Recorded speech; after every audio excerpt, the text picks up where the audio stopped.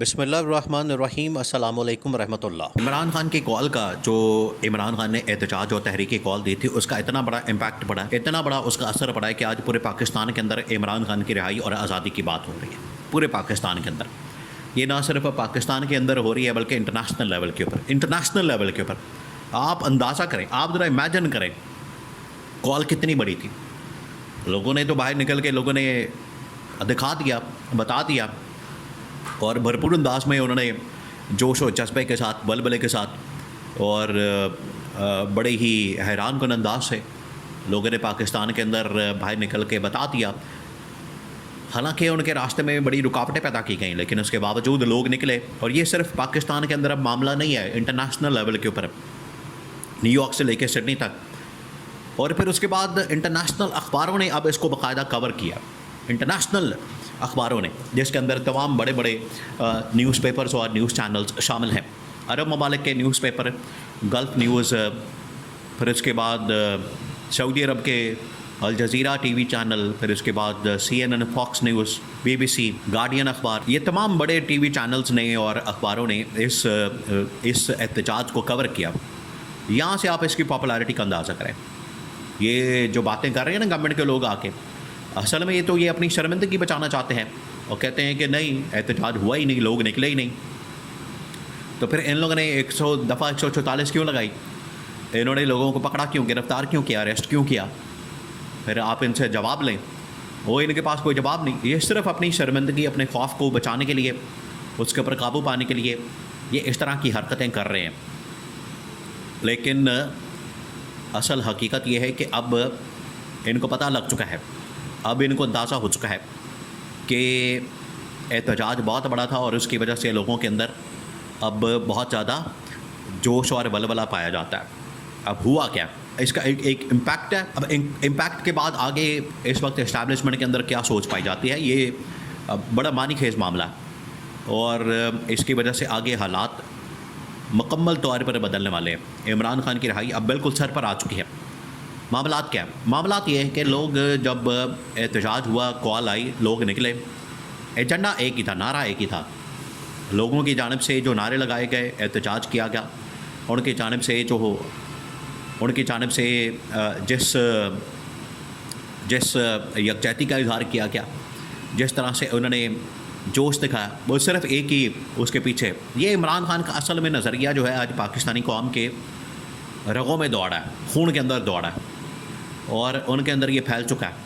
یہ جو عمران خان کا نظریہ، جو عمران خان کا اس وقت سوچ ہے، وہ لوگوں کے اندر اب اس وقت سرایت کر چکی ہے، اور لوگ اس بات کے اوپر آ چکے ہیں، مان چکے ہیں کہ اب ہمیں پیچھے نہیں ہٹنا، اور عمران خان کی رہائی اور آزادی کی خاطر اب ہم نے آگے بڑھنا ہے۔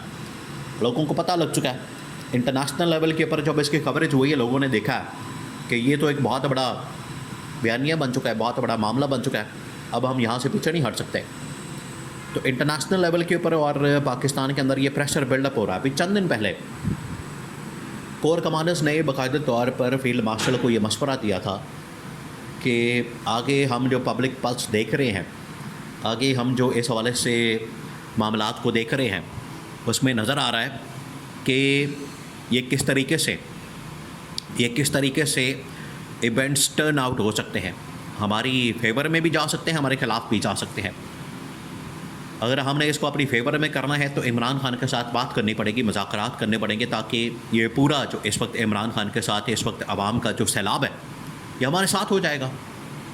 اور اگر ہم نے عمران خان کے خلاف اسی طرح سے انتقامی کارروائیاں جاری رکھی، یہ بڑا اہم ترین مشورہ تھا جو کہ اسٹیبلشمنٹ کو دیا گیا، کہ اگر ہم نے اسی طرح کی کارروائیاں جاری رکھی، اسی طرح کی انتقامی کارروائیاں، معاملات جاری رکھے، عوام ہمارے بھی خلاف ہو جائے گی، پبلک ہمارے خلاف ہو جائے گی، تو اس کو روکنا بڑا مشکل ہو جائے گا۔ اس وجہ سے جتنا ضروری ہو سکے ہم لوگوں کے لیے آواز بنے، ان کے لیے اسپیس پیدا کریں، اور ان کا جو حق رائے دہی ہے ان کو واپس لوٹائیں، ان کا مینڈیٹ بھی اور ان کا لیڈر بھی۔ یہ ایک سوچ پائی جاتی تھی اسٹیبلشمنٹ کے اندر۔ انہوں نے کہا تھا کہ آنے والے دنوں میں جب یہ احتجاج ہوگا تو یہ ڈیسائیڈنگ فیکٹر ہوگا، یہ اصل میں ایک ٹرننگ پوائنٹ تھا، یہ ڈیسائیڈنگ فیکٹر تھا، اور اس نے بتا دینا تھا، اس نے ثابت کر دینا تھا کہ آپ کے پاس کتنی طاقت ہے، آپ کے پاس کتنی پاور ہے، اور آپ کیا چاہتے ہیں یا کیا کر سکتے ہیں. یہ ڈیسائیڈنگ فیکٹر آخر کار 5 اگست کو سامنے آ گیا. اس نے ڈیسائیڈ کر دیا, اس نے فیصلہ کر لیا. یہ فیصلہ کن, یہ قوموں کے اندر, ریاستوں کے اندر, تاریخوں کے اندر, ہسٹری کے اندر, تاریخ کے اندر اس طرح کے ایونٹ آتے ہیں جو ٹرننگ پوائنٹس ہوتے ہیں, وہ پھر فیصلہ کر دیتے ہیں. تو یہ جو 5 اگست کی تحریک کی کال ہے احتجاج کے, اس نے فیصلہ کر دیا.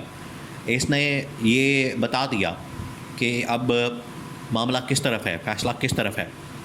آپ اگر قوم کے ساتھ کھڑے ہوں گے, لوگوں کے ساتھ کھڑے ہوں گے تو ٹھیک ہے, پھر آپ آگے بڑھ سکتے ہیں, آپ آگے جا سکتے ہیں اور ملک کو کرائسس, بحرانوں سے, مسائل سے نکال سکتے ہیں.